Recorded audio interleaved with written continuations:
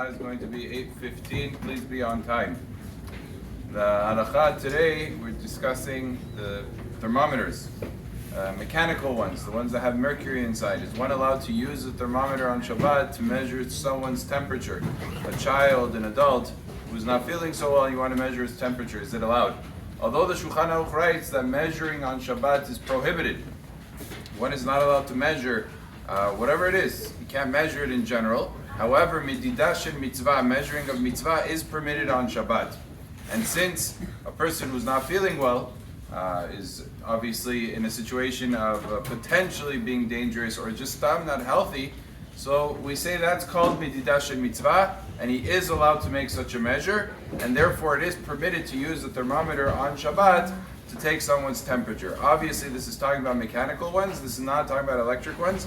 That's not allowed to be used on Shabbat. That's a violation of, at the very least, a rabbinic prohibition, according to some authorities of Deoraita, and therefore one would not be allowed to use an electric thermometer, but a mechanical one would be permitted to use.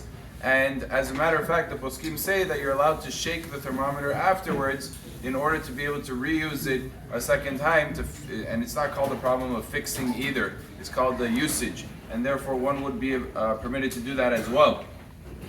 Since that is the case, it is important for people to buy a mechanical thermometer. A lot of people have all this technological stuff. I can measure by the forehead. I put the gun to the forehead, and then it measures the temperature and all these other cool gadgets. That's very nice. It's good for the week. But what if you need to measure someone's temperature on Shabbat? You should invest. Buy, I don't know what it costs, like $5 or whatever it is. Just buy one so that you have it in the house, and that way you'd be able to use it on Shabbat without there being an issue. The same thing is true with blood pressure. When a person is taking blood pressure, he's allowed to measure his blood pressure on Shabbat if, again, it is mechanical.